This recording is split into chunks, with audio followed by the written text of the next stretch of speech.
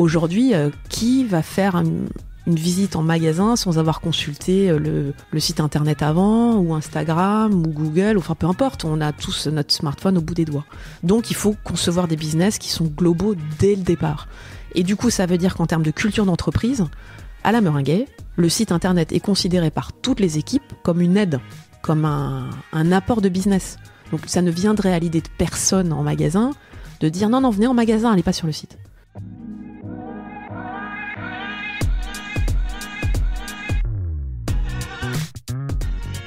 Bonjour, bienvenue dans Le Panier, le premier podcast e-commerce. Mes invités cartonnent et me livrent leurs secrets de réussite et les problèmes qu'ils ont rencontrés pour qu'on puisse, ensemble, apprendre à vendre mieux et plus. Mon engagement ici est simple, avoir une conversation sans filtre et sans faux semblants, et à ce que vous repartiez inspiré des succès, mais également des échecs, de mes invités avec les bons outils et les bons réflexes.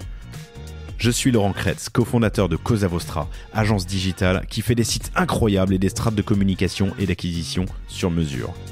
On travaille pour des grands groupes comme pour des startups, en France comme à l'international, que ce soit pour lancer un site, refondre un e-commerce, développer un SaaS sur mesure, poser une strate de contenu ou repenser un business model. Contactez-moi sur lepanier@cosavostra.com ou LinkedIn et je me ferai un plaisir de vous répondre.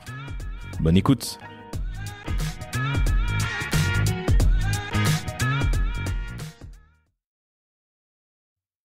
Bonjour à tous, très heureux de vous retrouver aujourd'hui pour ce nouvel épisode du Panier. J'ai l'immense plaisir de recevoir Marie Stoclet-Bardon, qui est la cofondatrice avec Benoît, son mari, et ça fait partie des sujets qu'on abordera aujourd'hui, de la Meringuet.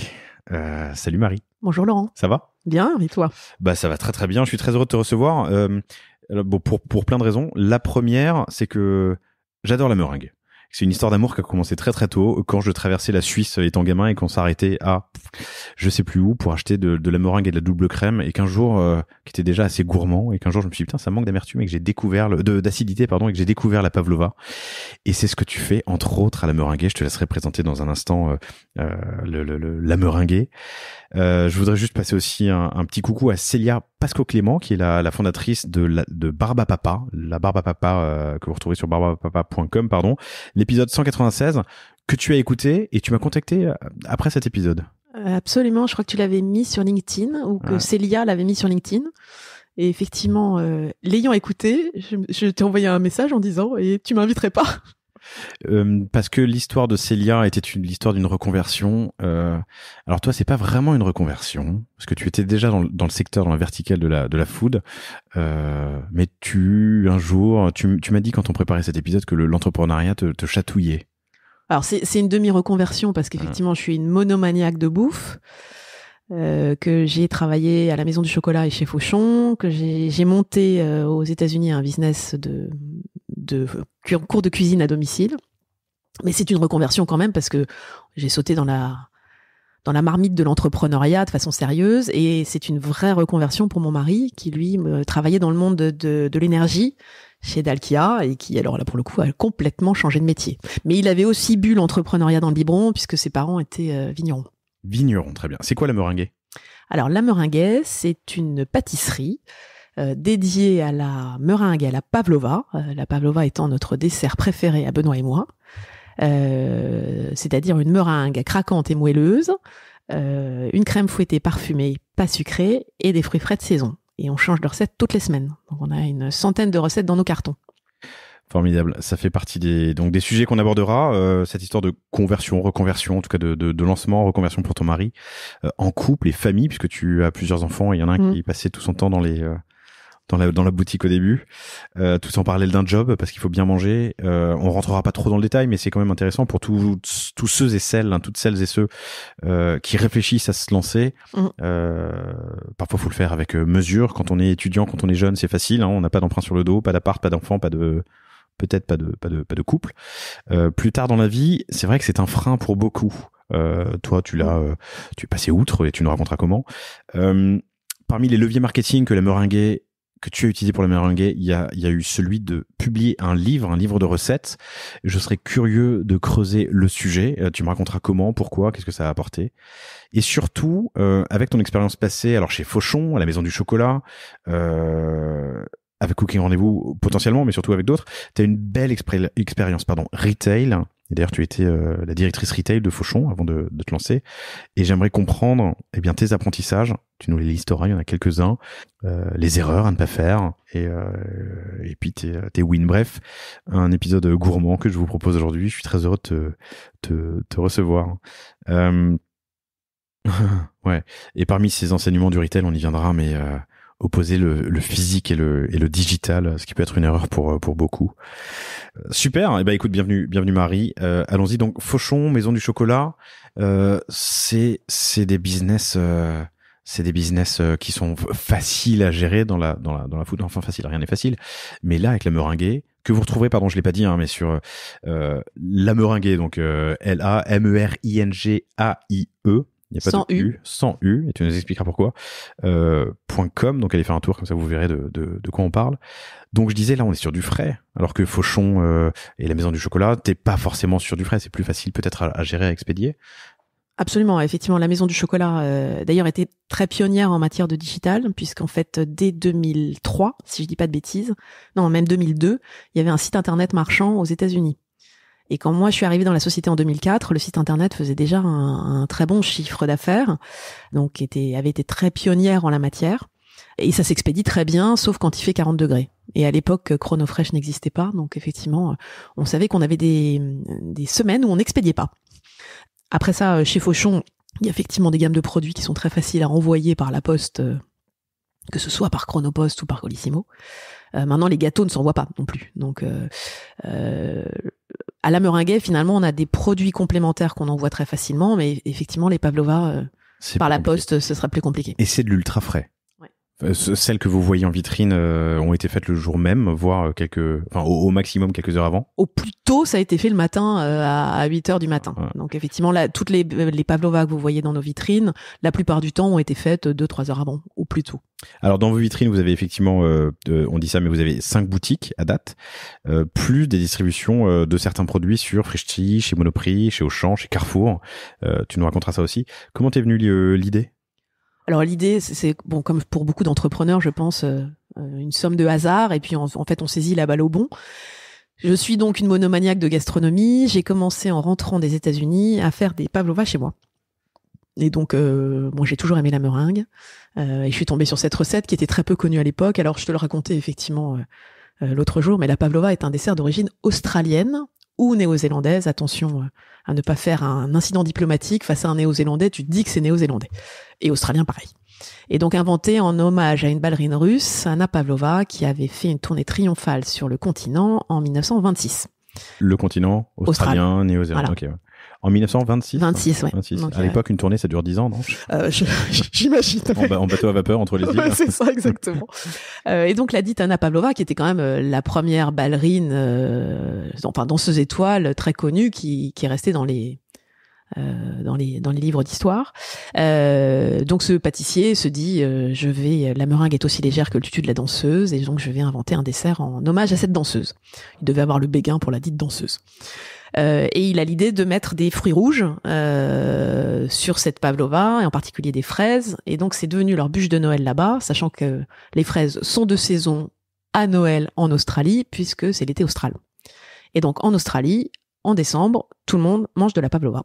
Les vénards. Exactement. Et donc ce dessert était, il y a 10 ans, personne ne le connaissait en France, enfin très peu connu, un petit peu plus probablement dans le monde anglo-saxon.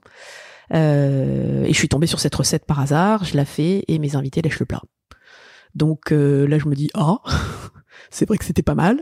Et j'ai commencé à faire des variations sur la recette, à mettre moins de sucre dans la meringue progressivement, à ne pas mettre de sucre dans la crème fouettée, à mettre des choses à infuser dans la crème fouettée, puisque finalement une crème fouettée, quand vous la chauffez, c'est comme quand on met un sachet de thé dans de l'eau chaude, la crème va prendre le goût de ce que vous avez mis dedans, que ce soit des zestes d'agrumes, des herbes, du basilic, du romarin, du thé, que sais-je. En fait, donc là, j'ai commencé à faire des variations et aller dans les dîners chez les copains en disant j'amène le dessert, et je faisais des pavlova en variant les crèmes fouettées et les fruits. Et mes premières recettes, en fait, je les ai créées là. Et mes invités continuaient à lécher le plat. Et j'avais dans chaque dîner quelqu'un qui me disait attends, je suis pas très sucre, tu m'en donnes un tout petit morceau. Dans tous les cas, 100% des cas, c'est la personne qui se resservait 3 fois. Donc je me suis dit, et là effectivement mon mari m'a dit, c'est vraiment trop bon ton truc, faut en faire un business, voilà. Et puis on va dire les planètes se sont alignées, les hasards de la vie se sont alignés, et puis on parlait d'entrepreneuriat, il y a une prise de risque à un moment donné.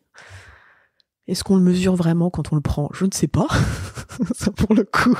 Non mais l'entrepreneuriat vous chatouillait depuis un bout de temps. Donc tu as vécu quelques années à Boston, où tu as créé Cooking Rendez-vous, Cooking Rendez-vous, qui faisait des cours de cuisine. Ouais, l'idée c'était des cours de cuisine à domicile pour les Américaines. Donc juste le contexte, je me permets, tu avais suivi ton mari. Voilà, j'avais suivi mon mari, mais enfin j'étais partie avec mon mari et mes enfants suivre en fait lui qui était muté à Boston, et donc super opportunité d'aller vivre à l'étranger. Et donc j'avais laissé tomber mon boulot à la maison du chocolat. Les cours de baseball et les musées. J'ai fait un peu ça. Ouais. Effectivement, je me suis dit je vais monter un business.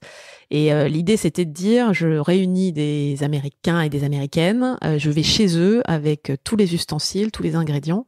On cuisine 3 recettes, une qu'on mange sur place et 2 qu'ils remportent en take-away chez eux pour le dîner du lendemain et du surlendemain. Avec des choses évidemment qui étaient conçues pour. Alors j'avais quand même pas mal réfléchi pour m'adapter à cette clientèle américaine et pour que elle fasse, il fallait qu'elle fasse dans chaque cours 3 fois au moins, 3 fois. Waouh! Donc c'était des gestes, et je racontais des histoires, je faisais de la culture, enfin j'en faisais un peu des tonnes quoi à l'américaine. Et je me souviens de ce cours, j'en ai un en particulier où des avocates arrivant toutes les 4 en l'occurrence chez moi cette fois-là, sur des talons de 10 cm, enlevant toutes leurs chaussures, donc cuisinant en collant dans ma cuisine. Et quand effectivement j'avais fait un des gestes clés, j'avais vraiment eu le waouh, j'étais très fière de moi. Première expérience de l'entrepreneuriat, tu rentres en France, tu prends un job chez Fauchon, mais tu continues de cuisiner tes pavlova, jusqu'au jour où l'alignement d'étoiles, voilà, l'aventure Fauchon s'arrête. Ton mari te dit que ce serait pas mal d'entreprendre? Bah, mon mari, lui, en fait, était dans une aventure aussi, était un peu entre deux dans son boulot, avait du temps, et en fait avait l'idée qui était la plaisanterie dans un dîner était devenue sérieuse. Il avait commencé à bosser sur un business plan, et puis m'avait appelé un beau jour de juillet 2014 en me disant ça va s'appeler la meringuée, et je l'ai déposé. Alors pourquoi la meringuée? La pommeraie, la cerisée, c'est l'endroit où on trouve les meringues. La meringuée, c'est assez sympa. Donc c'est lui, ça lui est venu comme une épiphanie. C'est lui, absolument. Et pas de U. Pourquoi? Alors dans son premier dépôt, il y avait un U. Okay. Donc quand il m'a appelé, j'ai dit il y a pas de U. Donc là, on a eu un débat ça a duré quelques semaines. Et puis après, on s'est dit, si par hasard, si ça fonctionne et qu'on va à l'international, c'est imprononçable avec un U en anglais. La meringue. Ouais, ça passe pas. Alors que la meringue, ça passe. Voilà, c'est très chic. Comment il le prononce d'ailleurs? La meringue. Donc, épiphanie sur le nom, l'envie d'entreprendre, lui aussi, entre deux aventures. La meringue, le nom, ton expérience retail et dans la food qui peuvent aider. Est-ce que tu te serais lancé sans lui? Alors, ce qu'on se dit tous les deux, c'est qu'en fait, l'un sans l'autre, on se serait pas lancé. C'est ça. Finalement, je pense qu'il y a des entrepreneurs qui sont très heureux tout seuls, qui au contraire disent surtout pas d'associés. Et je pense que nous, ça a été un des éléments qui était... alors, il n'y a pas grand monde en qui j'ai plus confiance que mon mari, voire personne. On fonctionne de la même manière. On s'est aperçu que professionnellement, on fonctionnait de la même manière. Qu'on prenait les décisions de la même manière, qu'on apprenait le risque plutôt de la même manière. Et donc, c'est effectivement une façon de travailler qui va très vite, parce que on est mariés depuis 25 ans, donc on se connaît quand même un peu. A priori. Tu m'as vu lever les yeux au ciel. Je me demande si ma compagne dirait la même chose de moi. C'est en lui, en Laurent, que j'ai le plus confiance au monde. Non. J'espère que oui. J'espère. Je vais lui demander ce soir. Et donc voilà, quand effectivement on est arrivé au milieu de ce gué, en se disant l'envie d'entreprendre, on l'avait eu à plusieurs reprises dans nos carrières, ça s'était pas concrétisé autant ou aussi longtemps qu'on aurait voulu. Et finalement, les planètes se sont alignées. Il y a eu 3 éléments déclencheurs en fait. Un dîner avec des copains où j'étais arrivée avec mes énièmes pavlova, mes variations. Il y avait une crème coco, une crème citron vert. Voilà, et ils m'ont dit on en a marre de goûter tes gâteaux, faites-le et on investit. Donc ils ont investi. Le deuxième élément déclencheur, c'est nos associés. Donc là, ma petite cousine qui est pâtissière, un copain qui est un grand pâtissier aussi, qui a été notre parrain dans le métier, Gilles Marchal, et puis un designer qui était un copain que j'avais rencontré à la Maison du Chocolat, avec qui j'avais refait l'identité et les boutiques de la Maison du Chocolat. Et donc les 3 nous ont dit oui. Attends, donc tes amis qui te pousse du plongeoir, on va dire. Exactement. Ils ont investi combien? Ils ont investi, je sais plus, probablement 10 ou 20 000 euros chacun. En tout, on parle de combien? Ah bah en tout, alors la première levée de fonds, c'était à peu près 200 000 euros pour financer le premier magasin. Ah, super. Tes proches, dont des professionnels du métier, qui ont accepté de rejoindre l'aventure. Ouais. Tu leur as pitché, tu leur as présenté, comment s'est fait le... Bah, j'ai pitché, je leur ai fait goûter. Mon copain Gilles, donc qui est de la génération de Pierre Hermé et compagnie. Gilles comment? Gilles Marchal. Il a été chef pâtissier au Bristol, au Plaza Athénée. Il a une pâtisserie maintenant depuis 8 ans à Montmartre. Si t'aimes les choux à la crème, c'est le meilleur chou à la crème de l'univers. Et lui, il fait pas de pavlova? Non, il fait pas de pavlova. Okay. Non. Et lui me disait, Marie, t'as raison, la meringue en fait a été oubliée par les pâtissiers. Quel est son impact, lui, sur le projet? Donc, alors, tu lui pitches, tu lui présentes, tu lui en parles, tu lui demandes son avis. Non, alors, il a pas eu un impact opérationnel, si ce n'est au démarrage. En fait, on a pas mal discuté avec lui. Il nous a aidé aussi dans les contacts, en fait, d'un point de vue atelier, pour les bons contacts. On lui a fait goûter les premières recettes. Il était pas mal venu au début. Mais finalement, c'est ma petite cousine avec qui c'est elle et moi qui avons fait toutes les recettes du démarrage. Ok. Et enfin, le designer que tu avais rencontré dans ton expérience précédente, qui t'a aidé sur l'univers, la boutique, lui, en fait, on lui a dit, est-ce que tu nous ferais l'identité, le logo, les emballages et la boutique, moyennant quelque part dans la société. Il a dit banco. Il a dit banco. Il a dit banco. Et il nous a invités à dîner, il nous a présenté un logo, une identité. On a dit, génial, c'est ça. Et c'est toujours la même? Ouais. Ok. Allez sur le site, lameringuée.com. Très très frais, très sobre, très acidulé avec des touches de couleur, des fruits qui sont sur les meringues, pardon. Ok. Qu'est-ce qu'ils t'ont dit qui aurait pu te freiner? Tout le monde t'a pas dit oui. Il y a bien des gens qui t'ont dit non, te lance pas, t'y arriveras jamais, ou ça marchera jamais parce que. Alors oui, on a une anecdote que je raconte de temps en temps. En mars 2015, au moment où on était sérieux, puis on avait eu l'accord pour l'emplacement. Et donc là, on était vraiment au bord de la piscine, comme tu le disais. On a deux copains avec qui on dînait un soir et avec d'autres copains. Oui, le plongeoir, pardon. Ah, le plongeoir. À 1h du matin, en fait, il se rassoit alors que les autres sont partis. On se dit, oh. Et en fait, il voulait nous dire, vous êtes dingue, le faites pas. Le faites pas, vous êtes fous, quoi. Vous allez pas le faire tous les deux, vous avez 3 enfants, vous êtes dingue. Des amis, hein. Et on a dit, on vous remercie de nous l'avoir dit parce que ça devait faire quelques semaines qu'il le maturait. Mais on va le faire quand même. C'était quoi leurs arguments? Leurs arguments, c'était des arguments de sécurité, essentiellement. Financière, affective, enfin tout, quoi. C'était quoi? Quels sont leurs métiers? Alors elle est avocate et lui, il a bossé dans des boîtes de systèmes d'information de manière générale. Ok. C'est marrant parce que l'avocat, c'est une profession libérale. Il y a ce côté entrepreneur. Ouais, alors elle est collaboratrice dans un cabinet. D'accord.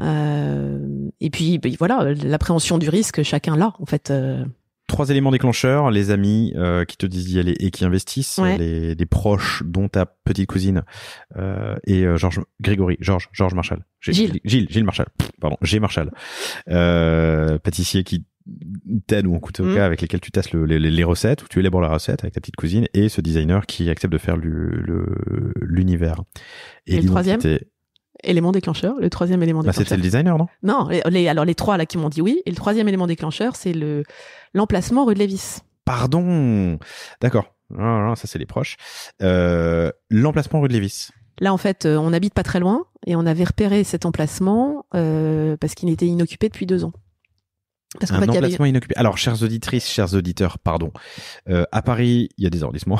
Et dans le 17e arrondissement, il y a cette rue de Lévis, au choix, qui est une rue piétonne remplie de rues de marché, d'artisans, de commerce de bouche, qui est ultra prisée.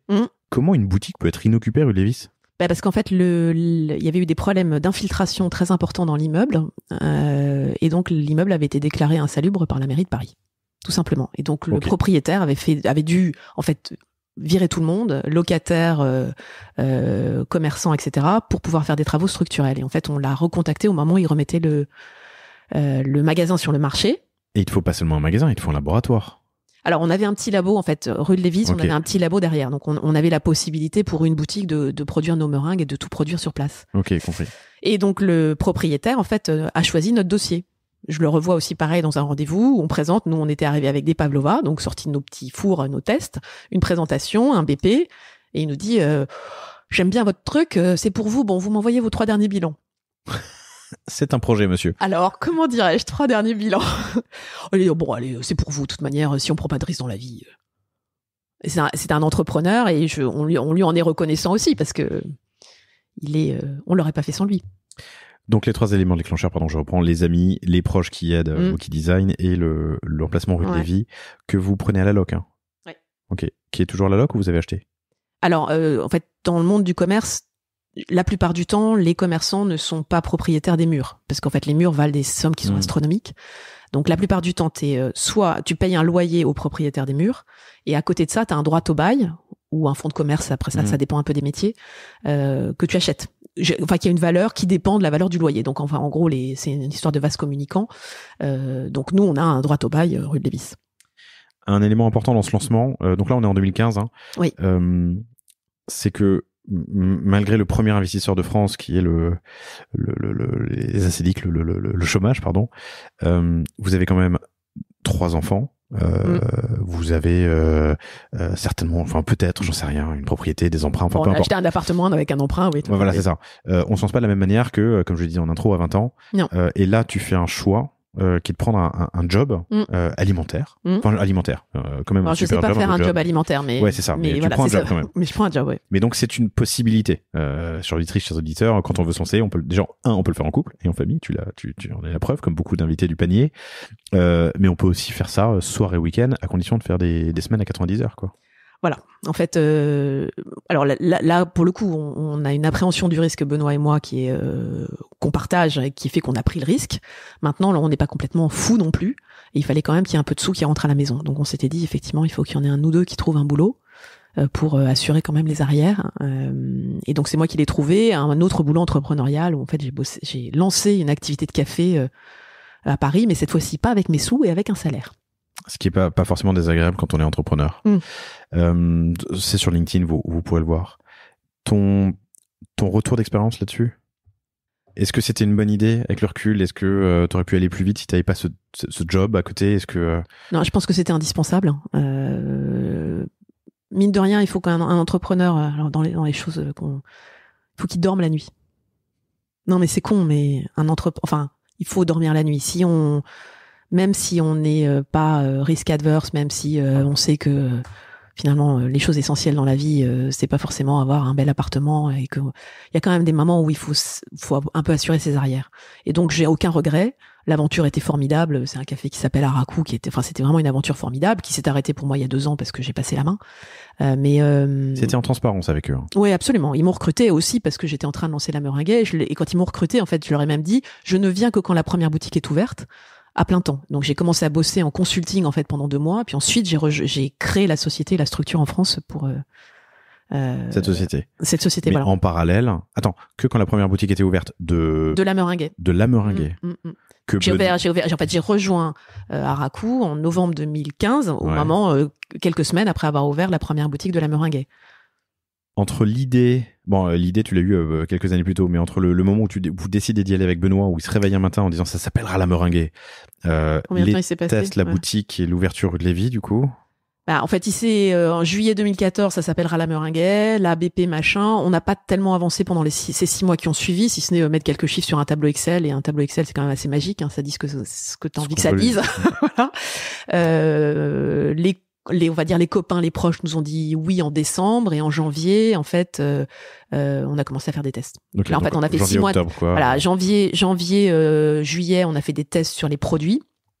L'emplacement, on a eu le hockey en mars, et puis les travaux ont démarré en mai, et on a ouvert en octobre. Combien ça coûte? Une boutique comme ça? Ouais. Alors, l'immeuble avait été refait à neuf? L'immeuble avait été refait à neuf, mais enfin, nous, on avait une coque vide, hein. Coque vide, okay. Vraiment, là, pour le coup, il fallait tout refaire. Coque vide, et qui était même, l'immeuble avait été consolidé, mais il y avait quand même tout à faire, en fait, du gros œuvre très important dans la boutique.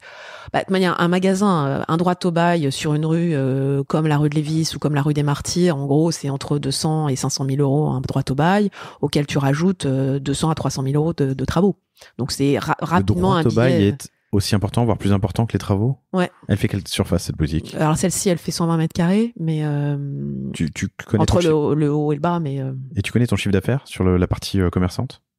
Oui, de la bien boutique, sûr. ouais. Tu peux le partager ou pas? Oui, on fait. Alors, je vais vous donner une fourchette. On fait entre 600 et 800 000 euros de chiffre d'affaires sur une boutique comme celle-ci. Qui fait 120 mètres carrés, haut et bas, et la boutique en elle-même, elle fait la moitié du coup? La boutique, elle fait moins que ça. Elle fait 40 mètres carrés. 40 mètres carrés pour 600 à 800 000 euros. Ouais. Ça fait 15 à 20 000 euros du mètre carré en chiffre d'affaires. C'est bien? Dans l'univers? Oui, c'est bien. Ok. Elle n'en dira pas plus. Donc, voilà, 8 mois pour faire des tests, ouvrir la boutique. Tu rejoins cette autre société et tu travailles donc sur les deux projets en parallèle. Quelques années plus tard, on est en 2023 avec un an de pause peut-être sur l'année Covid. Non, vous avez fait de la livraison? Vous avez fait quoi? Ah non, on est resté ouvert. On était commerce indispensable. Mais je comprends que la meringue soit indispensable. Alors tu plaisantes, mais forcément on s'est posé des questions comme tout le monde quand on s'est pris dans le confinement dans la figure. Bon, le lendemain tout le monde achetait du papier toilette et des pâtes.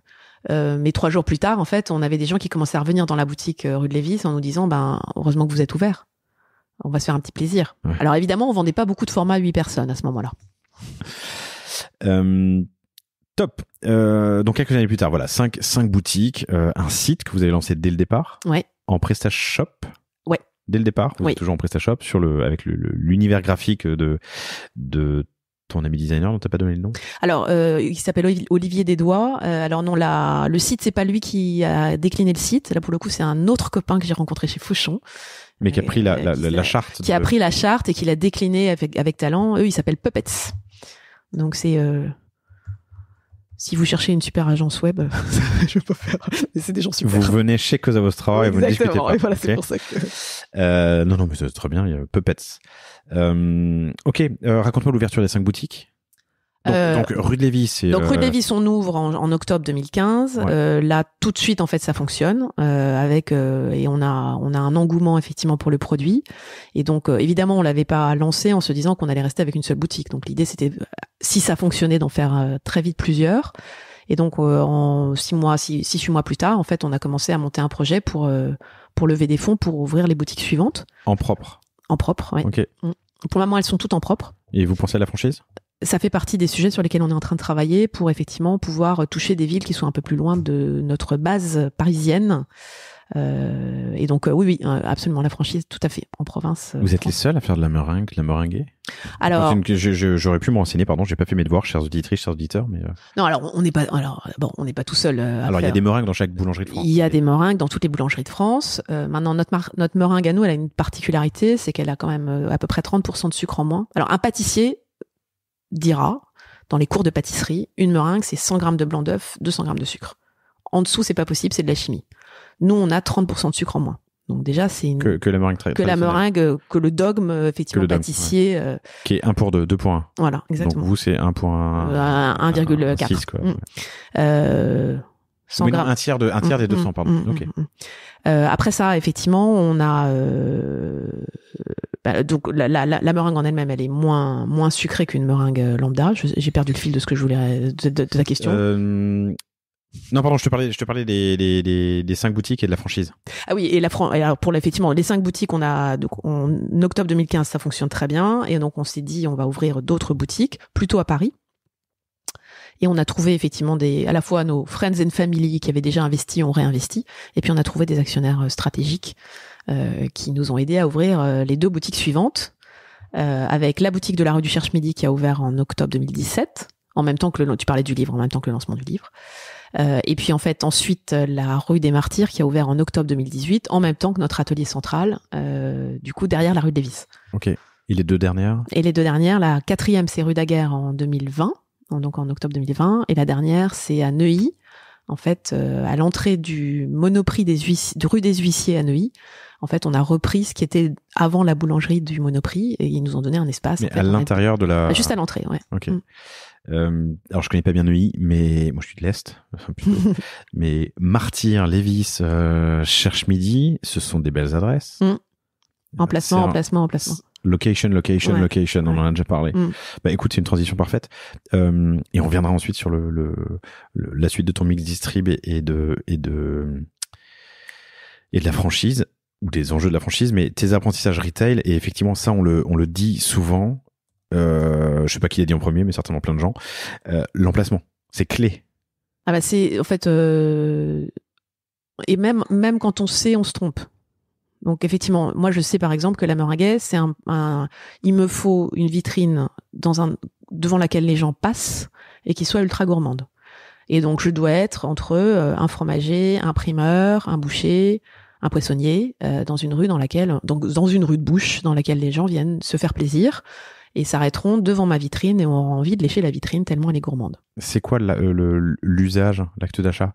On passe devant, donc on achète pour le dessert, ou on s'achète pour le 4 heures, ou on achète pour plus tard? C'est quoi Alors, je pense que le premier usage, c'est effectivement des cibles qui vont recevoir chez elles et mettre un dessert sur la table. Le but, c'est que ce soit accessible pour... vous avez un dîner avec des copains, je vais prendre une meringuée. C'est pas censé être quelque chose d'exceptionnel qu'on consomme qu'à Noël. Voilà. Après ça, pour se faire plaisir de temps en temps aussi soi-même. Ok. Donc l'emplacement, le premier des enseignements de ton expérience. Alors, et oui, effectivement, si les personnes qui nous écoutent se posent la question, ne jamais se dire « Oh, c'est à 10 mètres ». 10 mètres, ça joue. Donc c'est le bon trottoir, c'est à 10 mètres l'agent immobilier qui va vous dire « Non, mais c'est juste à côté ». Non. Là, c'est 50% de chiffre d'affaires en moins. C'est mécanique, hein, c'est incroyable. L'emplacement et ne pas ne pas concilier pour ces ok. Quand on dit c'est à 10 mètres, c'est genre plus cher en fait. Voilà, il vaut mieux payer plus cher un emplacement qui est canonissime. Et puis effectivement, si un jour vous posez la question de chercher un emplacement, vous prenez un petit compteur, vous savez celui qui est dans les avions. Ouais. Vous mettez devant votre magasin à 6h du soir un samedi, puis à un autre endroit, soit dans la rue, et puis vous comptez le nombre de passants. Excellente technique, j'adore, je le note. Du coup, on dit pas du coup en français. Oui, je sais, mes enfants me font la guerre. Oh là là, on dit pas du coup. Et si je pousse le raisonnement un peu plus loin, du coup, c'est revenu. Tu as déjà des lieux en tête.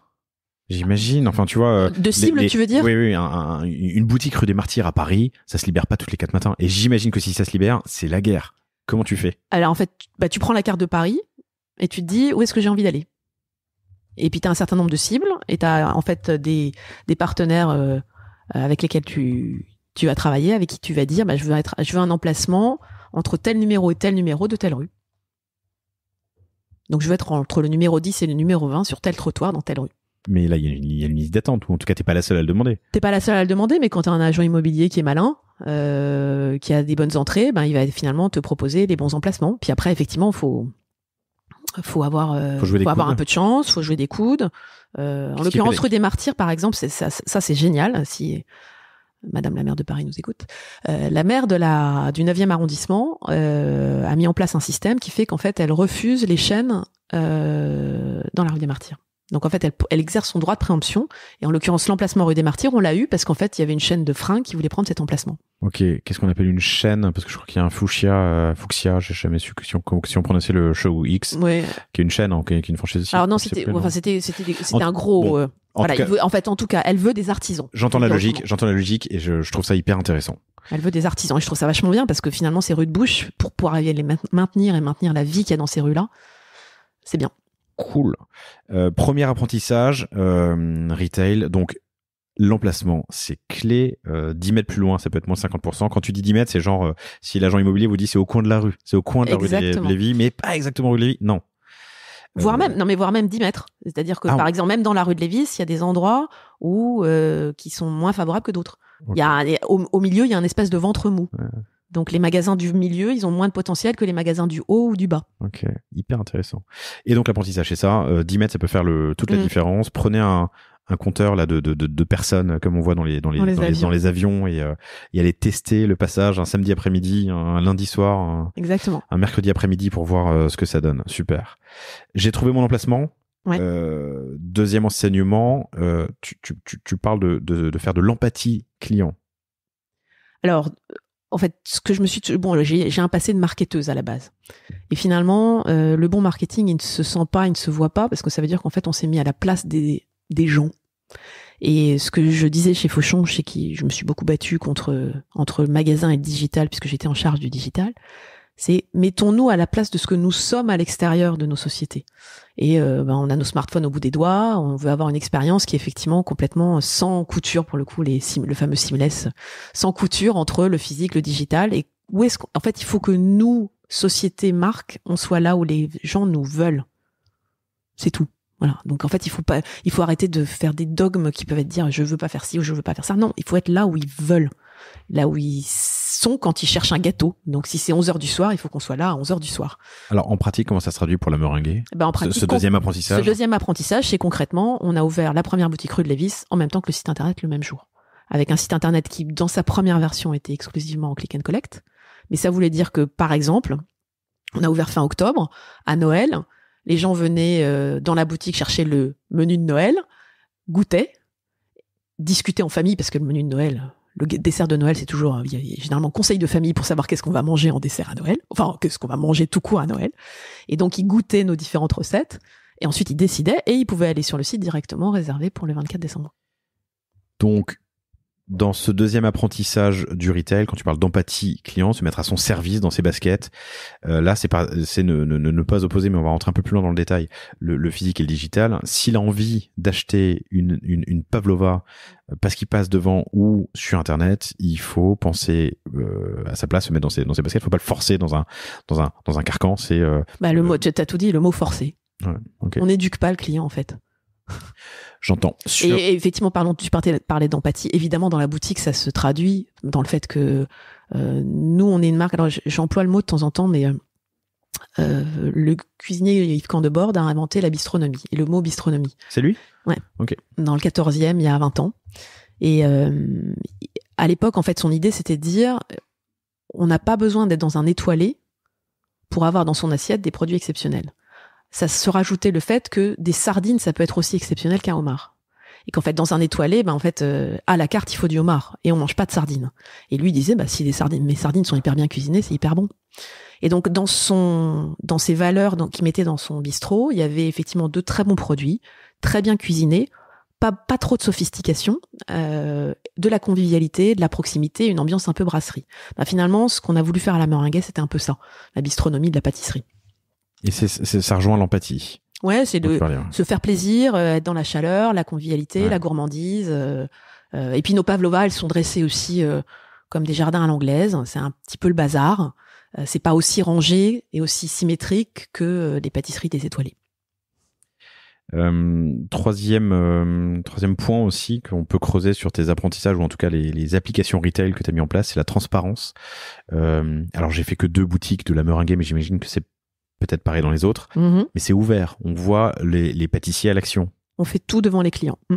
Donc en fait, dans chaque boutique, alors aujourd'hui effectivement on a cet atelier central dans le 17e, je crois que tu voudras en parler après, mais où on produit nos meringues, nos crèmes fouettées, nos fruits. Ouais. Et en fait, nos boutiques sont livrées avec l'ensemble de quelque part des pavlovas en kit, et tout est dressé sur place tous les matins et au fur et à mesure de la journée. Donc t'arrives en boutique, en fait tu vois le dressage devant toi. Donc ça c'est le côté transparence et qui est hyper intéressant. Et ce dernier un dernier sujet que je vais aborder sur la partie retail, c'est l'expérience que tu fais vivre. Donc là on retrouve un peu la transparence, mais aussi le lien potentiellement avec les vendeurs, les vendeuses, les pâtissiers. Effectivement, et en fait ce que j'essaie de partager, ce que nous essayons avec Benoît de partager avec nos équipes, c'est d'abord se faire plaisir. En fait, tellement quand on est commerçant, on se fait plaisir dans le contact avec ses clients. Partager, par exemple, j'illustre par des anecdotes, mais je leur dis à tous, quand quelqu'un rentre dans la boutique, plutôt que de leur dire qu'est-ce qui vous ferait plaisir, bon c'est déjà pas mal, hein, bonjour madame, bonjour monsieur, qu'est-ce qui vous ferait plaisir, je leur dis, posez-leur la question, est-ce que vous nous connaissez ? Et là, déjà on surprend la personne en face, parce qu'on pose une question qui est pas une question commerçante, c'est est-ce que vous nous connaissez ? Ah, alors, je vous connais, ah bah alors là, généralement, maintenant, quand je suis rue de Lévis et que je pose cette question-là, j'ai en face de moi quelqu'un qui va me dire « Ah oui, je vous connais, mais avec un air, je vous connais trop, en fait, je viens trop souvent chez vous, c'est horrible. » Laurence de la gloire. Voilà. Et donc là, je dis « Mais peut-être que vous ne connaissez pas la recette de la semaine. » Et là, on enchaîne. Et en fait, on raconte. Et si quelqu'un ne nous connaît pas, ah bah oui, la Meringuée, nous sommes spécialistes de la meringue et de la pavlova. Et là, pareil, on enchaîne. Et ça leur permet d'entamer une conversation. Et ça, c'est un truc qu'effectivement, il faut arriver à partager avec nos équipes. Ce qui est un sujet de tous les jours. Vas-y, raconte-moi les freins que tu rencontres.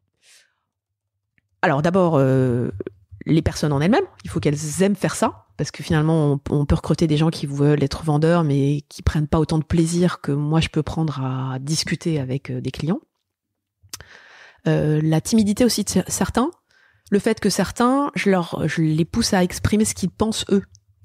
Donc quelqu'un qui est là depuis longtemps avec nous, dire Marie et Benoît les fondateurs, ou si Marie était là, elle vous dirait ça, ou si raconter notre histoire, et en fait en se l'appropriant. Et puis je leur dis aussi, j'ai 5 recettes de pavlova cette semaine, enfin dans la vitrine qui change toutes les semaines. N'hésitez pas à dire celle que vous préférez vous. Et vous n'êtes pas un pion, vous êtes une personne qu'on a recrutée, qu'on apprécie.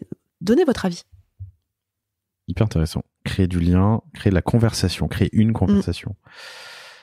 Et ça, on le retrouve en fait. Ensuite, les gens s'expriment et nous envoient des messages en disant j'ai été hyper bien accueilli, quelqu'un d'adorable. Voilà, ils se sentent chouchoutés. C'est intéressant. Nous, on a fait un truc cette année qui était très cool. On a fait une formation commerciale au sens large, je vais dire ça, mais avec Jab, un super cabinet, jab101.com, qui nous a formés sur l'approche sales.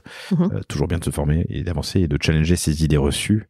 Et notamment, on a fait un truc avec eux qui était assez cool, qui est de définir une conversation Cosa Vostra. C'est quoi une bonne conversation Cosa Vostra qu'on peut avoir avec un... Ouais. Et du coup, ça te donne un certain nombre d'indices ou d'ingrédients à mettre dans une conversation qui est une conversation qui est propre à une conversation que quelqu'un peut avoir avec Cosa Vostra, l'agence, qui parle de business, d'impact, d'efficacité, de pragmatisme. Voilà. Mais créer cette conversation, c'est quoi une conversation? Et c'est une question que vous pouvez vous poser, chers auditrices, chers auditeurs. C'est quoi une conversation entre un client et votre marque? Aux États-Unis, on parle même d'utilisateurs, on parle de users pour les marques. Alors, je reprends les 4 points qu'on a abordés qui sont intéressants sur la partie retail, qui sont des suggestions, en tout cas des propositions de ta part, et je creuserai sur 2 ensuite, mais l'emplacement, ça ça revient régulièrement évidemment. L'empathie client, se mettre à son service, qu'est-ce qu'il veut, quand est-ce qu'il le veut, qu'est-ce qu'il veut vivre, comment il veut le vivre. La transparence, c'est intéressant aussi, et c'est vrai que ça se fait beaucoup dans la restauration, maintenant les restaurants avec cuisine ouverte. Je vous recommande, chers auditrices, chers auditeurs, le Chabour en plein centre du Marais, je crois, où on déjeune. Alors ça se fait partout maintenant, mais autour de la cuisine. C'est vraiment cool. Oui, j'ai oublié la dégustation, bien sûr. Quand j'ai une recette de la semaine, je la fais goûter. Et ça, c'est dans l'expérience, c'est ton dernier point. L'expérience, c'est créer une conversation, faire parler vos vendeurs, vos vendeuses, vos pâtissiers autour de votre marque avec les clients. Toi, la question, c'est est-ce que vous nous connaissez, qui est un conversation starter, un icebreaker intéressant. Voilà. Tu as tout à l'heure dit attention à pas opposer le physique et le digital. Tu peux creuser un peu? Alors, j'ai raconté une histoire. Effectivement, quand je suis arrivée chez Fauchon, j'étais en charge du digital, donc de tout ce qui était e-commerce et cadeau d'affaires, sachant que Fauchon a une gamme assez large, en fait, avait une gamme assez large sur le sujet. Et je me suis revue dès 2011-12, disant aux équipes, déjà vous tous, vous n'achetez plus jamais un billet de train dans un guichet. Donc en fait, mettez-vous à la place de ce que vous êtes vous-même en fait en dehors de l'entreprise. Et tout ça pour les amener vers, il faut qu'en fait, vous voulez reconquérir une clientèle parisienne, il faut que votre client, il soit sûr, s'il passe à 7h du soir chez Fauchon, place de la Madeleine, d'avoir sa tarte au citron pour son dessert. Donc il faut qu'il puisse la commander sur Internet. Donc ça veut dire que c'est du click and collect en magasin. Et j'ai eu beaucoup de débats du style mais non, mais tu es ma première concurrente. La patronne de magasin me disant tu es ma première concurrente. Chez qui va le chiffre? Enfin, toutes les questions que tous les gens qui travaillent dans le monde du retail et ont eu effectivement à un moment une question sur la mise en place de tout ce qui était e-commerce, tout le monde a eu ça. Dans l'alimentaire ou le non alimentaire. Tout le monde a eu cette espèce d'opposition débilissime. Pourquoi? Parce qu'en fait, on était dans la culture du compte d'exploitation. Donc, il y avait un PNL digital et un PNL magasin, avec une récompense sur l'atteinte des objectifs de chacun des PNL. Donc, le digital considérait qu'il fallait qu'il aille chercher du chiffre sur le magasin, et le magasin considérait que le digital était son premier concurrent. Et personne ne se disait, mais je me souviens de discussions lunaires sur tu fais de l'achat de mots-clés sur Google, tu me piques mes clients. Mais non, je fais de l'achat de mots-clés sur Google, je vends la marque Fauchon. Vous dites n'importe quoi. Et donc, effectivement, la conclusion que j'en ai tirée, ça rebondit aussi sur le fait que on se met dans les baskets de nos clients. Aujourd'hui, qui va faire une visite en magasin sans avoir consulté le site internet avant, ou Instagram, ou Google, enfin peu importe, on a tous notre smartphone au bout des doigts. Donc il faut concevoir des business qui sont globaux dès le départ. Et du coup, ça veut dire qu'en termes de culture d'entreprise, à la Meringuet, le site internet est considéré par toutes les équipes comme une aide, comme un apport de business. Donc ça ne viendrait à l'idée de personne en magasin de dire non, venez en magasin, allez pas sur le site. Ce que j'ai entendu moi dans d'autres. J'ai envie de te challenger en disant c'est facile à dire, mais c'est vrai qu'il y a un moment quand t'as une boutique qui fait 1 million et que le site fait 1 million en face, t'as potentiellement et que t'as du click and collect, t'as de la préparation de commande, c'est une question qui se pose. Enfin tu vois le partage de revenus, l'attribution de CA, le partage de marge. Alors bien sûr, soit tu pars comme nous on a eu la chance de partir de zéro. Donc en fait on a tout de suite structuré en disant il n'y a pas de chiffre d'affaires du site dédié. Le chiffre d'affaires du site, le click and collect de la rue de Lévis va dans le chiffre de la rue de Lévis. Le click and collect de la rue du Cherche-Midi va dans le chiffre de la rue du Cherche-Midi. Donc il n'y a pas de débat. Et on n'a pas un PNL dédié au site. Ouais, ton équation elle est simple. Mais mon si équation t'avais à moi elle est simple. 10 franchisés à côté. Alors après ça, si demain on a des franchisés, en fait il faut trouver un business qui fait, une façon de construire le business qui fait que le franchisé va y retrouver ses petits. Soit t'as une zone géographique, en fait, ce qui se passe généralement dans le monde de la franchise, t'as une zone géographique et tu partages le revenu. Donc, ou quelque part, finalement, ton franchisé, t'as intérêt à ce qu'il réussisse, il te rétrocède une partie du chiffre d'affaires à travers les royalties, finalement, tu peux lui donner le chiffre qui est fait dans sa région. Je pense qu'il faut construire des choses qui sont intelligentes. De toute manière, toi, en tant que franchiseur, t'as intérêt à ce que ton franchisé gagne sa vie. Et t'as intérêt à ce que ton franchisé considère que toi, tu vas l'aider. Donc, t'as en fait tout intérêt à ce que finalement, l'essentiel du chiffre d'affaires généré par le site aille dans sa poche à lui. J'ai le sentiment que pendant cette période un peu difficile du Covid il y a 2 ans, ces vieilles barrières sont pas tombées, en tout cas ont été fortement ébranlées. C'est très facile d'avoir une DNVB qui va faire du retail ensuite parce qu'on peut créer, comme tu le fais toi, ses propres règles. Quand on est un business qui repose sur la distribution, je connais pas les marques, mais admettons, je sais pas, Dyson, et que tu lances ton site internet par la suite, tu fais de l'ombre à tout le monde. T'as un mix distribution qui est complexe à mettre en place. J'ai le sentiment, et c'est le cas pour certains de nos clients, que à un moment où le monde physique s'est arrêté et que le digital a dû prendre le relais, donc en mars 2020 pendant quelques mois, pas mal de barrières sont tombées, ou en tout cas, comme je l'ai dit, ont été fortement ébranlées, et on a avancé dans les beaucoup de lignes ont bougé, comme tu le dis. Tant mieux. Et puis après ça, effectivement, là où tu as raison, c'est que la problématique principale, elle est quand on a un business avec des franchisés, des gens qui ont leur propre entreprise. En interne, dans une société, en fait, si à un moment donné, il faut faire exploser le PNL du web pour ensuite aller le redispatcher sur les différentes boutiques, je pense qu'en tout cas, la question devrait se poser pour lever ces freins-là quand on est qu'en propre. Je comprends. Et ensuite, il ne faut pas monter non plus d'usine à gaz incompréhensible pour oui. l'attribution de marge en fonction des zones de commande. Enfin, le mec qui commande à Montpellier pour une livraison, j'en sais rien, pour quelqu'un qui va le prendre à Paris dans une boutique. Ça, c'est le modèle Interflora. Ça, c'est où je rémunère le fleuriste qui prend la commande, je rémunère le fleuriste qui fait le bouquet, je rémunère l'intermédiaire. Tout à l'heure, on a... Ah non, pardon, dernière question, retail. Je me suis toujours posé la question chez mon boulanger en me demandant mais comment il sait le matin, ou comment il gère combien de petits pains il va, de pain au chocolat ou de chocolatine, peu importe là où vous m'écoutez, il va produire. Et je me dis que je vois rien d'informatique, ou pas beaucoup d'informatique en tout cas chez lui, et qu'il le sent. La pâtisserie du 21e siècle, la pâtisserie de 2022, t'as beaucoup de data. Tu sais, alors toi t'as 5-6 ans maintenant on est en 2023, même plus. 7, ouais. 7 ans d'historique, en tout cas sur la rue de Lévis. Des fraises à Noël, des oranges ou de l'acide quand il fait chaud. Enfin, comment tu gères, est-ce que la data a de la place dans la production? Alors, Excel a de la place dans la production, oui. Ça, carrément. Le premier data lake. Le premier, exactement. Excel. Je sais pas ce qu'on deviendrait sans Excel. En fait, on a un système de caisse qui est capable de nous sortir exactement tout ce qu'on vend. sur notre système de caisse, je sais que je vais vendre telle recette de pavlova cette semaine. Donc j'ai l'historique, la pavlova que je t'ai amenée aujourd'hui, Honorine, notre détox après les fêtes. Cet épisode n'est pas sponsorisé, mais il est gourmand puisque Marie nous a apporté quelques gourmandises effectivement. Voilà, donc cette pavlova là qui est là pendant un mois par exemple, je sais exactement combien j'en aurais vendu sur quel format. Mais ça, ce serait chaque semaine. Du passé. Donc ça c'est du passé, mais donc quand je vais projeter l'année prochaine, proportionnellement à peu près ce que j'ai vendu. Et puis après ça, comme en fait on est sur du minute, on produit au fur et à mesure. Alors ça peut nous arriver par exemple un samedi où pour une raison qui nous a échappé, notre recette star, la pélagie avec la crème citron vert, va fonctionner un peu plus que la semaine précédente et on va se retrouver le samedi à 5h du soir en n'ayant plus de crème fouettée au citron vert. Bon dans ces cas-là, qu'est-ce qu'on fait? On va proposer à notre client en disant je suis désolé, j'ai plus de crème fouettée citron vert, soit je la remplace par une autre qui fonctionne bien, ou je vous montre une crème fouettée nature et je mettrai des framboises et du fruit de la passion. Donc en fait on a une certaine souplesse aussi par rapport à ça.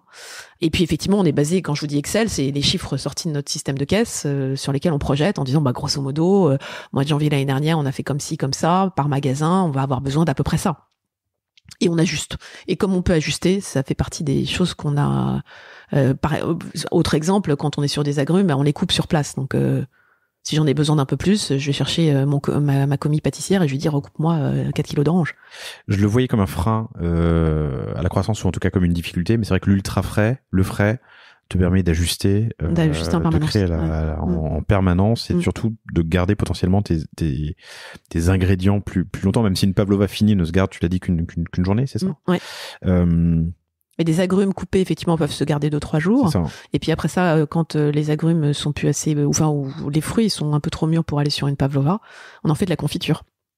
Vous vendez de la confiture? Génial cette transition. Donc parmi tes leviers de croissance, il y a la distribution, mais tu l'as dit, c'est compliqué pour la pavlova, donc tu vas m'expliquer comment on te retrouve chez Frischti, Monoprix, Auchan ou Carrefour. Il y a la franchise et il y a les produits additionnels, les produits complémentaires. Commençons par la franchise parce qu'on a un peu parlé tout à l'heure. Donc aujourd'hui, c'est 5 magasins propres, plus le site internet. Est-ce que la franchise fait partie des enjeux que vous regardez? Pour aller effectivement en province, dans des grandes villes en province en France, la franchise est un bon levier parce que finalement on a affaire à des entrepreneurs comme nous qui vont piloter leur magasin, à qui on va nous transmettre une partie de notre savoir-faire.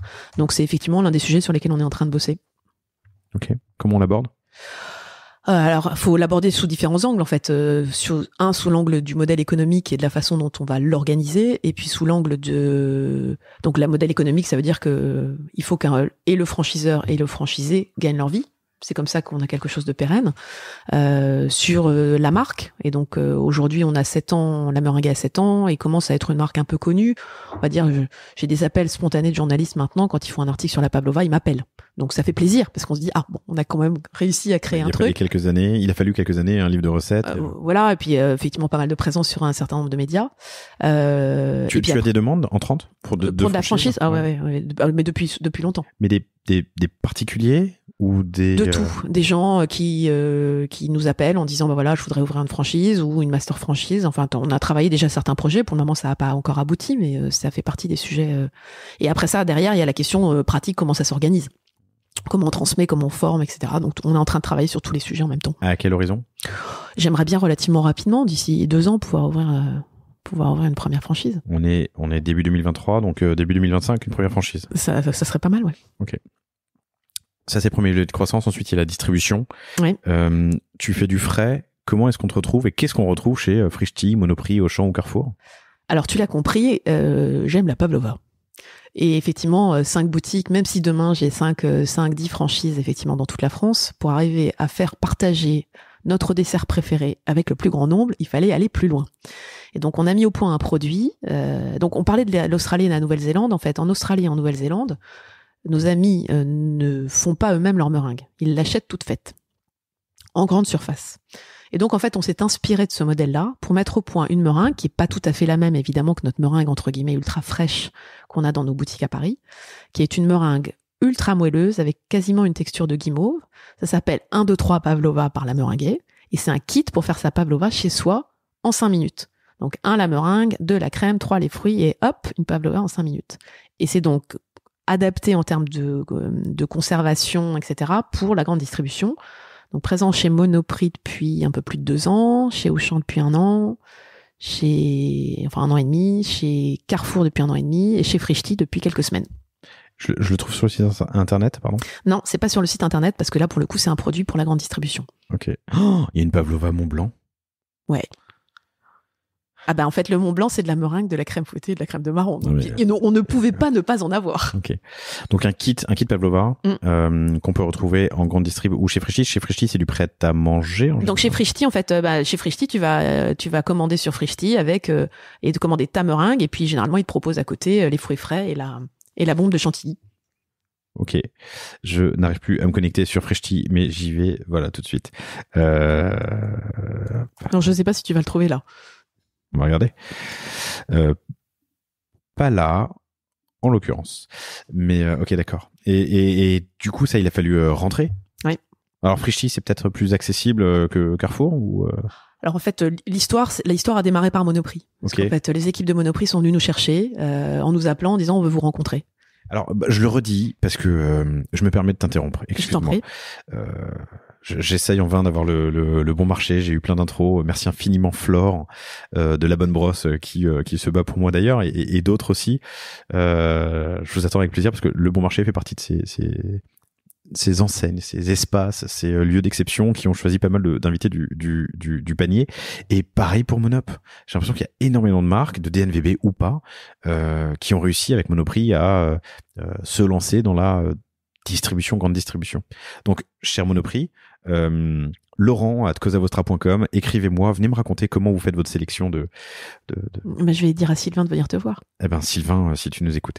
Excuse-moi, je t'ai coupé. Donc c'est Monoprix qui est venu vers toi. Ouais, en fait, en l'occurrence, le fameux Sylvain qui m'a appelé, enfin qui nous a appelé en disant je veux vous rencontrer. Lui, il est patron des achats frais chez Monoprix. Donc ils ont débarqué, on était assez fiers. Hein. Et comment il t'a connu? Comment il t'a rencontré? C'est quoi parce que finalement livre, non? Il se promène dans Paris, c'est son métier de savoir ce qui se passe. Donc d'être à la pointe en matière de gastronomie. Donc les choses qui ouvrent, il a goûté. C'est pas OK, en plus il y a un Monoprix à côté de chez vous. Oui, et rue de Lévis. Rue de Lévis, on a un Monoprix en face de chez nous. Quand il est arrivé, on avait 3 boutiques. Donc ils ont dû venir nous voir en 2018 ou 2019, je sais plus. Et donc là, on a commencé à se dire, nous, on savait pas très bien pourquoi ils voulaient venir nous voir, mais et effectivement, à ce moment-là, on a signé leur recette de Noël 2 années de suite, plus des produits événementiels. Donc là, la meringue. Estampillé la meringue. Ouais, voilà, et la meringue pour Monoprix. Et c'était une pavlova? Ouais, c'était des pavlovas revisités, donc une bûche pavlova avec de la meringue, voilà. Ok. Et puis donc, vendu par Monoprix. Par la meringue. Par la meringue, comme ont pu le faire d'autres chefs avant et après nous. Hein. Ouais. Et puis ensuite, on a parlé de ce produit qu'on avait mis au point, qui était dans nos cartons, et on n'était pas allé jusqu'au bout. Donc cette fameuse meringue moelleuse. Et donc le fameux Sylvain a dit mais c'est génial ce truc. On y va, on fait un test. Alors pareil, je me revois. Il me dit 5 magasins et en gros on s'est dit on va le faire dans l'atelier rue de Lévis et puis on va livrer en direct. Et puis il m'a appelé quelques semaines plus tard, il m'a dit non mais 5 magasins c'est nul, on va faire 30. Et là, moi, j'ai eu des petites sueurs froides sur le côté de mon front en disant, mais 30 magasins, moi, je sais pas faire. Je sais pas faire. Et donc, on a trouvé, en fait, on a eu une succession de coups de bol, mais on a trouvé un partenaire, en fait, industriel, qui a reproduit notre recette. Voilà. Et donc, c'est avec lui qu'on travaille. Et du coup, pas tes ambitions, mais tes perspectives changent complètement. De ton petit labo, t'as un partenaire industriel. J'ai un partenaire industriel qui a l'habitude de travailler avec toute la grande distribution. Donc là, il n'y a plus de sujet, en fait. Il n'y a plus de limite. Ok. Et c'est un produit unique, incroyable. C'est un produit juste incroyable en fait. Une fois qu'on l'a testé. La meringue moelleuse. Hein. Ah ouais. Ok. Je mets dessus une crème fouettée qui n'est pas sucrée et t'en fais. Alors j'ai aussi un site en fait, 123pavlova.com si t'es effectivement. D'accord. Et ça c'est toi. Parce que je l'ai trouvé. Alors très bien référencé puisqu'il est en. Attends, non, j'ai triché.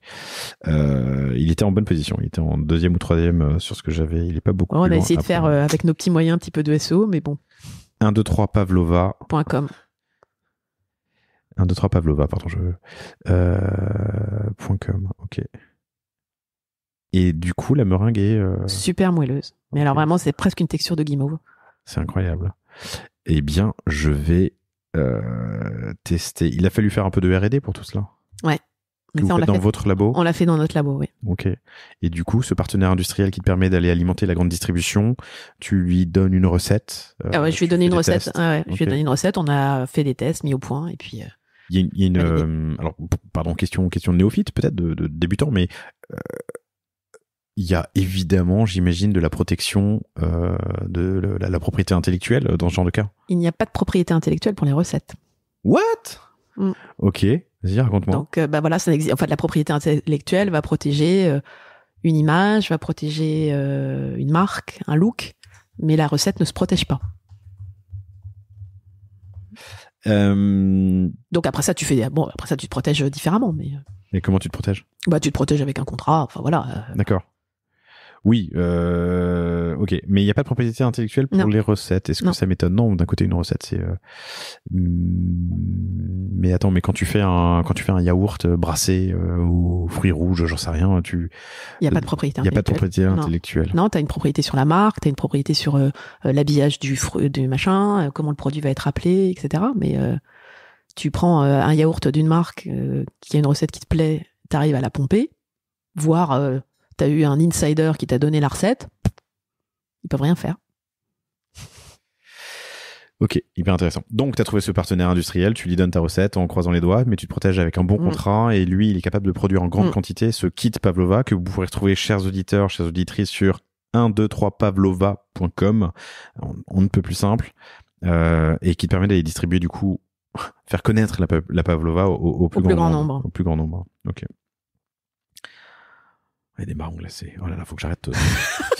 Sur ton site. Le marron glacé, c'est aussi mon péché mignon. Faut te dépêcher parce que c'est bientôt plus. J'en ai à chaque Noël. Je remercie ma compagne Elina, si tu m'écoutes, mais elle m'écoute pas, je le sais, mais elle m'en offre à chaque Noël une petite boîte. Non, mais non. Les marrons glacés, c'est elle. Cool. Écoute, c'est passionnant. J'ai envie de creuser encore un peu le marketing et ton activation, et notamment deux sujets, le sujet des collabs et le sujet du livre de recettes. Les collabs, vous en avez fait, je crois. Hein. Alors, on a un certain nombre de partenariats, certains qui ont été éphémères pour des occasions particulières, et puis des collabs effectivement un peu plus au long cours. Comme la bûche meringuée de Noël de Monoprix. Alors voilà, Monoprix est un partenaire effectivement de longue date. Notre 5e boutique, on l'a même ouvert dans un de leurs magasins. Après, effectivement, on a un autre partenariat avec KitchenAid, qui est ma marque chouchoute, qui était pas mal mise en avant et utilisée dans notre livre. Et pour le coup, on fait des opérations avec eux très régulièrement. On fait gagner des robots KitchenAid 2 ou 3 fois par an. Ils nous ont mis en avant dans un certain nombre de leurs opérations. Donc c'est un partenariat au long cours qui dure maintenant depuis quasiment 6 ans, qui est un super partenariat parce que leurs produits sont géniaux. Et tu es allé les chercher? Ils sont venus te chercher? Non, je suis allé les chercher. Ok. Qu'est-ce que tu leur dis? Tu leur dis, quelque part, eux sont à la recherche aussi de. KitchenAid, pardon, chers auditrices, chers auditeurs, pour vous qui ne mettez pas un pied à la cuisine, sont des robots, des outils. C'est le top du robot cuisinier. En plus très beau, très très looké, avec des très belles couleurs. Enfin, vraiment, c'est l'outil indispensable quand on aime un peu cuisiner. Et si vous n'avez jamais fait de crème chantilly ou de crème fouettée, on met de la crème dans un pot et on fait tourner un batteur et le robot nous aide à en faire. Voire même ils ont un petit truc absolument génial où tu mets de la crème et puis ça, parce que qui a monté de la crème fouettée, c'est parfois aperçu qu'elle montait pas quand elle n'est pas tout à fait assez froide, etc. Là, ils ont un petit outil qui est un truc incroyable dont je ne me passe plus pour monter sa crème fouettée en 30 secondes chrono. Mais aller voir sur sous vide? Non, c'est en fait un petit robot qui s'appelle le mini hachoir, qui hache effectivement accessoirement. Mais il y a un petit ustensile pour remplacer le hachoir et on met de la crème dedans, on appuie sur le bouton et ça monte en 30 secondes. C'est incroyable. Génial. Et donc KitchenAid, voilà. Et pareil pour la meringue. Enfin, la meringue, c'est du blanc d'œuf et du sucre. Exactement. Qu'on fait battre. Donc, tu es allé les voir. Comment est-ce moi, DNVB, si j'ai un partenaire qui me plaît et qui a du sens dans mon histoire, je dis DNVB, mais moi, Marc, peu importe. Comment est-ce que tu es allé le convaincre? Alors d'abord, je suis allé le convaincre parce que j'avais le livre. En fait, je suis allé le convaincre avec le projet de livre. Puisqu'en fait, on travaillait avec La Martinière, on avait un certain nombre de recettes qui étaient déjà prêtes, une photographe qui était connue. Donc tu vas voir KitchenAid, ils savent que tu vas traiter leurs produits évidemment comme il faut. Et donc finalement, qu'est-ce que eux cherchent ? Ils cherchent des partenaires professionnels qui utilisent leurs produits, puisque dans leur image, ce qu'ils souhaitent, enfin ce que j'interprète de ce qu'ils souhaitent, c'est d'être considérés comme les outils des pros qui peuvent arriver chez les gens qui pâtissent pour le plaisir, enfin qui pâtissent ou qui cuisinent pour le plaisir.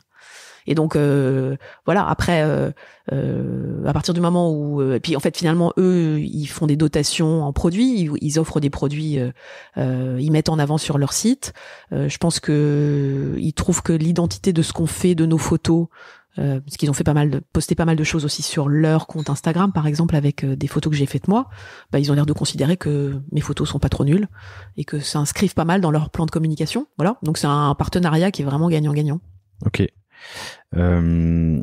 Et du coup, ça me permet de faire cette liaison avec le livre de recettes. C'est marrant, j'en parlais à midi avec Grégory Perrin, qui est CMO d'Okara, avec qui on anime des lives du panier. Épisode que vous avez adoré, chers auditrices, chers auditeurs. Si vous l'avez pas écouté, ou même pour réapprendre des choses, réécoutez-le. Donc Grégory Perrin d'Okara, et on en parlait aussi autour de la table avec Michael Weiss de Shape Art.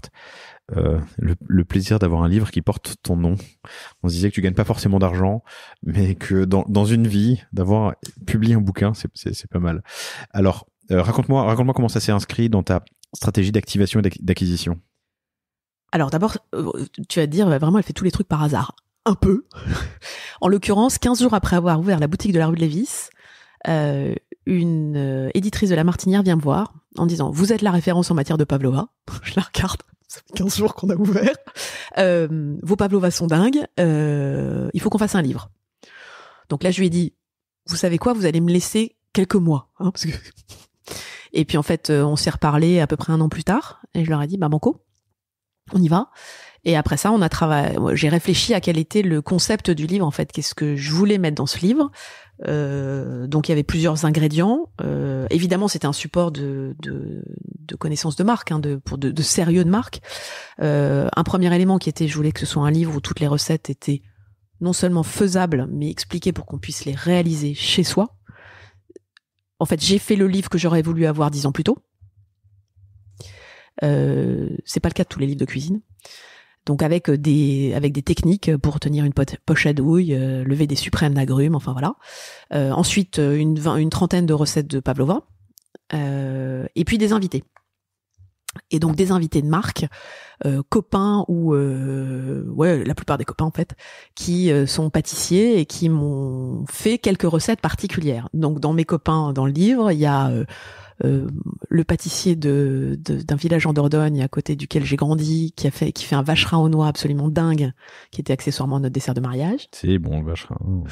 Un super copain chocolatier qui a fait aussi des trucs d'enfer. Mon copain Gilles Marchal qui nous a fait une tarte au citron vert meringuée, une recette. Mon autre copain Fabien Rouillard qui nous a fait une recette de polonaise. Et puis Gaël Clavière qui est le chef pâtissier de Matignon et qui nous a fait aussi une pavlova absolument ravissante. Donc voilà, en fait, et l'idée c'était d'avoir un livre dans lequel on puisse piocher avec des pavlovas, des recettes de pavlova, des recettes de petits produits autour de la meringue, et puis des recettes un peu différentes avec de la meringue en complément. Quel budget, quel temps, quel timing, comment trouver un éditeur? Donc, t'as parlé de La Martinière. La Martinière, c'est ton éditeur. Voilà, La Martinière était mon éditeur. C'est eux qui sont venus nous trouver. Okay. Donc là, c'est le principe d'un bouquin en partenariat. Ça veut dire qu'on fait en fait en gros un préachat d'une partie des livres. En tant que, et nous on vend les livres dans nos magasins, et puis La Martinière a vendu les livres en complément. Attends, ça veut dire quoi un préachat? Ça veut dire qu'en fait, toi, tu vas te mettre d'accord dans la négociation avec ton éditeur sur le fait d'acheter une partie de la première. Toi, la meringuée, qui va faire les recettes, la créa, les partenariats, tu achètes, comme en prévente, une partie des bouquins imprimés. Voilà, exactement. Et puis eux s'occupent de tout. Toi, tu débourses rien du tout. Eux s'occupent. Tu débourses le préachat. Tu débourses le préachat. Tu débourseras le préachat. Mais après ça, eux s'occupent de la photographe, l'éditeur, tout, l'écriture. Il y avait une illustratrice aussi qui a fait des petites illustrations. Enfin, ils s'occupent de tout le reste en fait. Et toi, finalement, le travail que ça représente pour toi, c'est l'écriture, parce qu'il faut quand même sortir toutes les recettes, toutes les séances photos. parce que finalement, tu as quand même pas mal de photos. Donc là, ça nous a pris quelques demi-journées, enfin, voire quelques journées complètes. De la relecture. Et puis, en fait, le livre a super bien marché. Donc, ils l'ont réédité et on en a même sorti une version en anglais. Ok, 128 pages, sorti en 2017, septembre 2017. Tu peux me dire quel est le volume d'impression? C'est de l'ordre de 5000 exemplaires, enfin même un peu plus, ça doit faire 7 ou 8000 exemplaires. Tout compris. Donc première édition plus deuxième, la réédition. Ok. Sur 7000 exemplaires, toi t'as une com après ou pas? Alors moi, du coup, sur les rééditions, oui. Ok. Mais alors moi, bon, pour le coup, c'est pas, enfin, en général, si on en discute avec les gens qui nous écoutent, c'est un outil de communication, d'installation de marque pour donner une stature qui a contribué à donner la stature à la meringuée. C'est pas une opération rentable d'un point de vue financier. Non, c'est du marketing. Ok. En revanche, c'est du beau marketing, puisque alors, aller sur n'importe quelle librairie en ligne, je suis allé sur peu importe. La Fnac. Je suis allé sur la Fnac et je suis ensuite bref, c'est un beau livre. Il fait quelle taille? Oh, il fait l'équivalent d'un A4. D'un A4, ok. D'un A4, non, c'est un livre. Mais c'est assez chic à mettre à l'entrée de ta boutique. Oui. Et c'est vrai que c'est un facteur de crédibilité, de légitimité en plus. Oui. Ok. Absolument. Tu as des conseils? Si tu devais le refaire, est-ce que tu l'as refait? Est-ce que tu vas le refaire? Est-ce qu'il va y avoir Alors ça me chatouille d'en refaire un deuxième, parce que finalement la meringue se prête à finalement beaucoup d'interprétations. C'est un produit qui peut donner plein de pâtisseries différentes. Et donc je pense que c'est l'étape d'après. Donc comment aller plus loin avec la meringue, puisque là j'étais quand même très concentrée sur la pavlova. Ok. Mais donc ce serait à refaire, je le referais. Et probablement de façon assez similaire. Oui, non, ça autant il y a d'autres trucs sur lesquels j'ai fait des bêtises, autant là, pas trop, je crois. Sur quoi t'as fait des bêtises? Alors, on peut raconter des produits qu'on a lancés sur lesquels on s'est planté, des trucs sur lesquels on se dit ça va marcher tout de suite et puis ça marche pas. Je prends un exemple. Messieurs et mesdames les auditeurs, j'ai un produit que j'adore, c'est le macaron traditionnel. Macaron traditionnel, macaron à l'ancienne, façon macaron de Nancy, enfin il y en a partout en France. Et ben le macaron traditionnel, il y a que les personnes un peu âgées qui le connaissent. Voilà. Donc dans nos magasins, attends, le macaron traditionnel, c'est celui que tu m'as apporté? Non, justement. Celui que je t'ai apporté, qu'on a lancé effectivement toute la collection qu'on a lancée il y a une petite année. C'est le macaron. Ça c'est le macaron parisien. C'est le macaron parisien. En fait, l'ancêtre du le macaron traditionnel, c'est un macaron avec une coque ultra moelleuse avec un bon goût d'amande, et on n'associe pas deux coques ensemble avec une garniture à l'intérieur. Celui que je t'ai amené là, c'est effectivement la collection qu'on vient de lancer avec donc si tu tapes effectivement macaron de Nancy par exemple, tu verras des macarons qui sont un peu craquelés et c'est en fait un espèce de biscuit ultra moelleux. Ah, ça a la tête, alors à l'image mais d'un cookie en fait. Ça à l'image OK. Et ça, c'est en fait, il y a un tour de main dans plein d'endroits en France, à Montmorillon, à Angers, à machin, etc. Et c'est un produit juste incroyable, mais qui est finalement connu que par une génération assez âgée. Et vous en avez lancé un? On a lancé un il y a 5 ans. Pourquoi? Parce que c'est un produit... Alors pourquoi on l'a lancé? Ouais. Parce qu'en fait, c'est un produit qui est hyper bon, qui est vraiment tout à fait dans les gènes d'une simplicité extrême. Il n'y a rien de meilleur qu'un bon macaron à l'ancienne. Et effectivement, les jeunes générations ne le connaissent pas. Donc on a besoin de le faire goûter.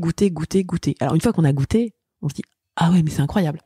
Et à côté de ça, on a lancé une collection de macarons parisiens, qui là est connue par tout le monde, dans laquelle on a reproduit nos recettes de pavlova, et là, ça a démarré comme du feu de Dieu tout de suite. Est-ce que je dis une bêtise? Alors, je suis pas un grand chef, mais les ingrédients sont presque les mêmes en plus. Entre les deux? Ouais. Non, entre le macaron et la meringue. Le macaron, c'est de la meringue. C'est de la meringue dans laquelle on a mis de la poudre d'amande. C'est ça, ouais. Donc, ça paraît évident. Ça paraît évident, c'est assez simple. Ouais. Le macaron à la meringue est assez naturel, ouais. Ok. Donc t'as testé, ça a pas marché. Je me demandais quel était l'enseignement ou qu'est-ce. L'enseignement, c'est qu'effectivement, il y a des fois, alors que l'éducation, mais c'est en même temps c'est de l'ancienne marketeuse que je suis, devrait le savoir, hein, mais que il y a un accès mental en fait. Quand le produit est connu, apprécié de tout le monde, ça va plus vite que quand il est pas connu. Voilà, c'est un peu con ce que je dis. Hein. Non mais c'est génial. Évidemment, il est plus facile de faire quelque chose de connu que d'évangéliser un marché. Exactement. Évangéliser un marché, alors là pour le coup faut avoir sur un produit nouveau des sous, oublié. des sous, voilà. Ok. Cool. J'ai enfoncé une grande porte ouverte. Hein. Ouais, c'est bien. Parfois, il faut les renfoncer. Marie, c'était passionnant. Est-ce qu'il y a des sujets qu'on aurait listés et oubliés? Je m'étais promis qu'on parle de quoi? De reconversion ou de conversion, en tout cas en couple, en famille, en double job, on en a parlé. Ouais. De retail, tu nous as donné 4-5 enseignements et je pense que le titre de l'épisode prendra sa source ici, son inspiration là. On a parlé de la publication du bouquin. Bah écoute, c'est passionnant.